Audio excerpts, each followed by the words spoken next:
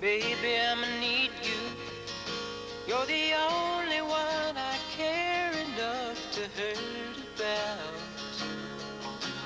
Maybe I'm a crazy, but I just can't live without your loving and affection, giving me direction like a guiding light to help me through.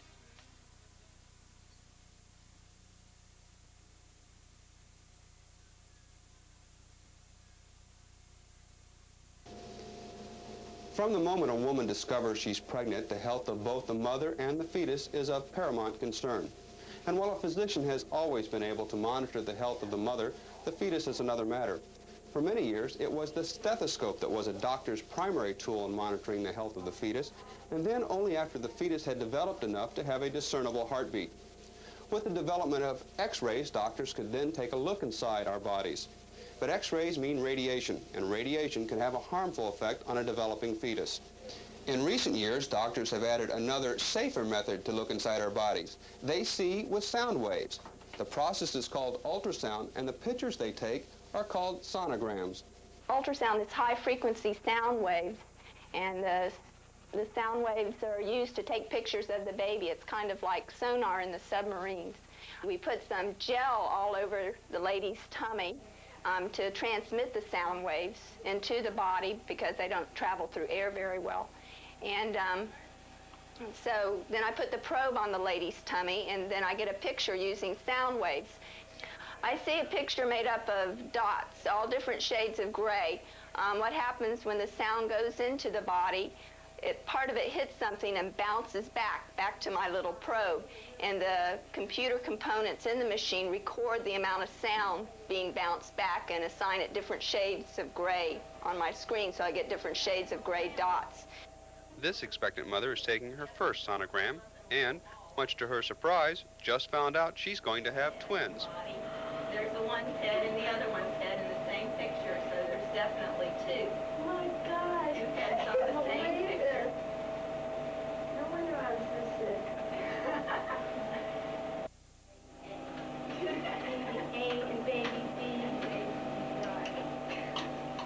It's real exciting to be able to tell people that they're going to have twins, that their baby is fine. We get a lot of mothers that come in that their doctors aren't able to find a heartbeat, and sometimes we are, just because the baby was smaller than expected. And that's real exciting to be able to reassure them that everything's okay. Yes, it gives me a lot of peace of mind to know that I'm going to have twins now, so I can really plan. Of course, there's times when everything's not okay, and then we just, you know, that's the bad side of the job. If there is any indication that there may be something wrong with the fetus, doctors may now use a new procedure called amniocentesis, using ultrasound as a guide.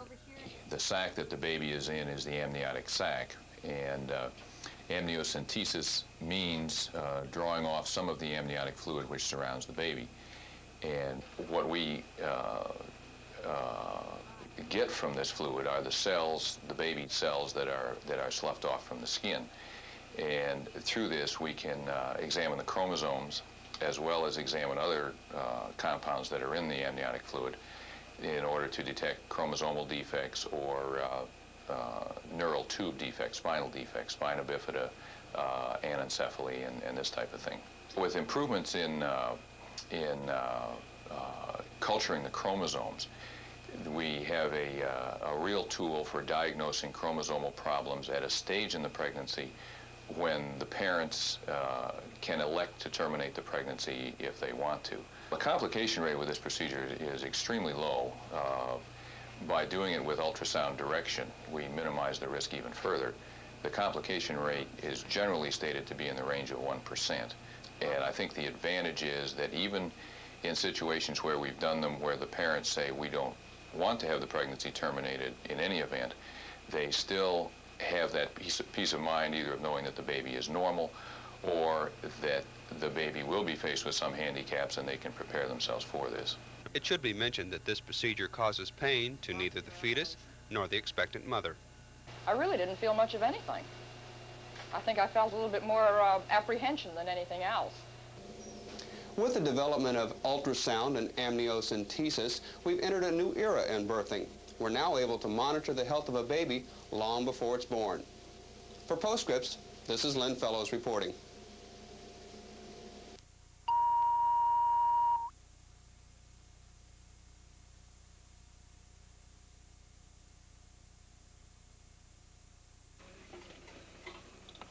It's time. You're about to see a birth. It is 1:46 p.m. Mrs. Paula Garland's contractions are now less than 5 minutes apart. Her 9 months of anticipation have come down to the final few minutes. This is the delivery room.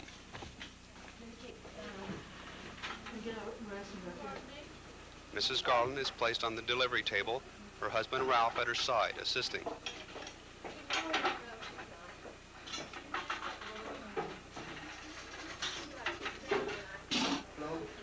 While the nurses prepare, the obstetrician is contacted. The cervix, the opening the baby must pass through, has dilated to 6 centimeters. When it reaches 8 centimeters, the baby will be ready to emerge. Mr. Garland coaches his wife in proper breathing technique. This focuses her energy on her breathing and helps control the pain of the contraction.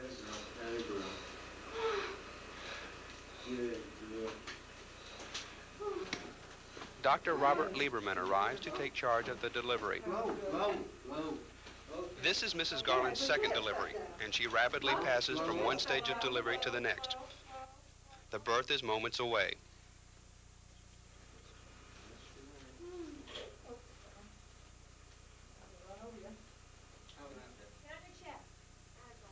Dr. Lieberman performs an episiotomy to allow the baby to pass with minimal discomfort to the mother or the baby.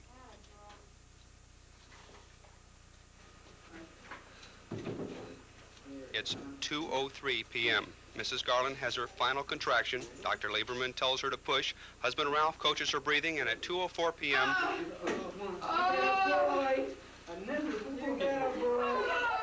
it's a boy. Noah Gregory Garland, 8 pounds, 4 ounces, enters the world.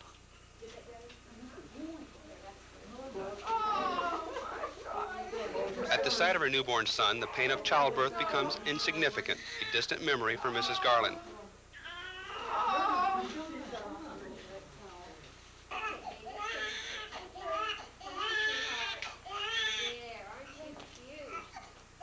The umbilical cord is cut.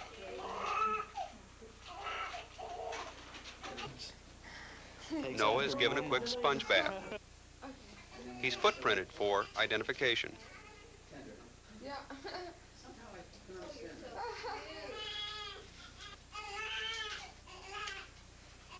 He's wrapped in a blanket for warmth. And then he rejoins his proud parents.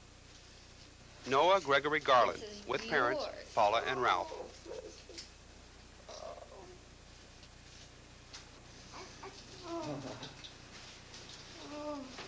For Postscripts, this is Lynn Fellows reporting. Isn't he beautiful?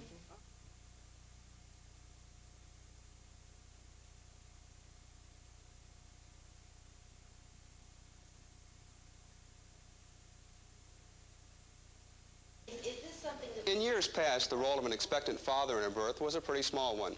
If you're not old enough to remember it, perhaps you've seen it in an old movie. You know the scene I'm talking about. The anxious father on the porch with his drinking buddies until inside he hears the cry of his new child. Then he gets slapped on the back a few times and he gets to pass out some cigars. Well, today, birth is seen as a time for sharing. Instead of a mother having her baby in a delivery room full of strangers, more often than not, the father is right there at her side, and he's there for more than moral support. This is a Lamaze class at Florida Hospital. Lamaze is named after the French obstetrician that pioneered the method, and it's been gaining acceptance in the United States since the 50s. It is a natural approach to childbirth, relying on a breathing technique to control the pain of labor contractions. It makes birth a team effort. The expectant father coaches his mate to focus her energy on her breathing. It not only benefits the mother, it can help the father. They are very much a partner in this, and it's very, very important for them to participate for the bonding that occurs, the feelings that they have for this baby if they've been allowed to participate and be a part of the delivery. They work with her as far as the breathing technique's concerned. They make sure that she's relaxing well, that she is given the encouragement to deal with the contractions. It's not easy. Labor was certainly named the right word when it was coined, the word labor. It's hard work, and she needs that support very much, someone that means a great deal to her at this time. Lamaze classes are available at both Orlando Regional and Florida Hospital. If you want to take natural childbirth a step further, you may want to consider using Florida Hospital's birthing room. Available on a first-come, first-served basis, the birthing room gives all the medical advantages of a delivery room, but gives it in a relaxing, home-like environment. Instead of being rushed into a sterile delivery room when she reaches the last stages of labor, here the expectant mother has her baby in the same room she's been staying in, with her family at her side if she wants. There is a relaxing mural on the wall, houseplants, even a stereo plays in the background. But proper medical care is being maintained, even if the surroundings are somewhat casual. The sound you are hearing is the baby's heartbeat. It's being picked up on the fetal heart monitor Mrs. Erd wears on her stomach. The last stages of labor are nearing. When the time comes, the bed breaks in two, a curtain is opened, and it's a delivery room all the same, despite the stereo and the houseplants and the mural. The obstetrician, Dr. Hoover, takes his place, and her birth begins. Good girl. Keep low for a minute. Marilyn and Bill Erd have gone through the Lamaze class, and Bill helps Marilyn with her breathing. It is their second child, but their first experience in the birthing room. Keep low. Keep low. That's good. Low.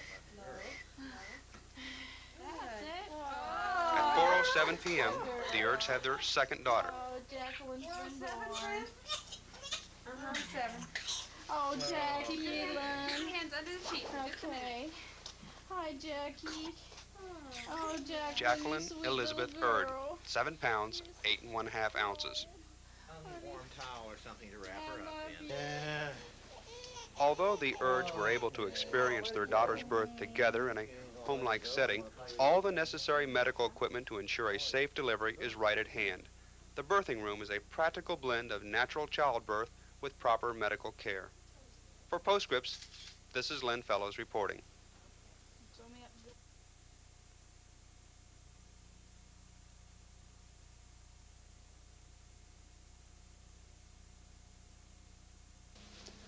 This is a nursery. It's where a newborn baby is brought right after delivery.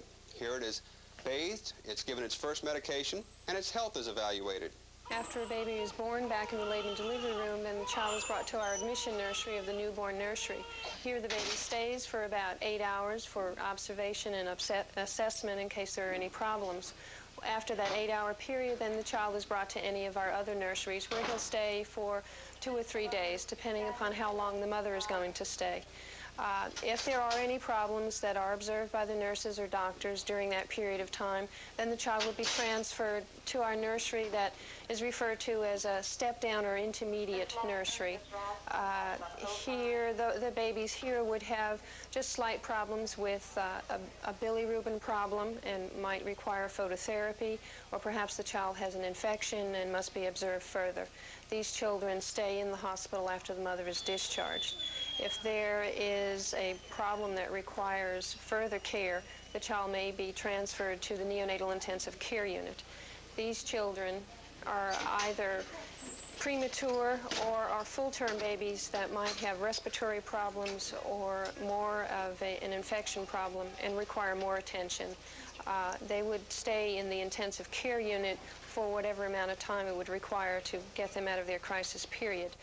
From the intensive care unit, then they go to our intermediate nursery, which is part of the neonatal intensive care unit. The children here do not require the intense observation as they do in the intermediate nursery, in the intensive care nursery. They still require monitoring and 24 observation. Our usual length of stay for our babies is about 4 to 5 weeks. If the baby is a lot more premature or a lot sicker than that child, for instance, a baby that would be 1.5 pounds or 2 pounds would stay in the nursery for about 4 months. Most babies, however, are born healthy, and for them the average stay is 2 to 3 days. The newborn and the new mother are allowed to spend as much time together as possible. It is during these early days, shortly after birth, that most authorities believe the all-important bonding occurs between mother and child. It is this biological version of getting to know you that may have the most profound effect on the well-being of a baby born healthy. During the 2 to 3 days, of course, the health of both mother and baby are monitored closely, and the time is used to teach mother how to care for her new child properly. Here, this new mother is being shown the best way to bathe her newborn daughter, much to the daughter's dismay. Mothers are advised on diet and nutritional care for their newborns and are told about the follow-up medical care necessary for their babies to remain healthy. And while she recuperates from the rigors of birth, Mom need not be separated from her other children.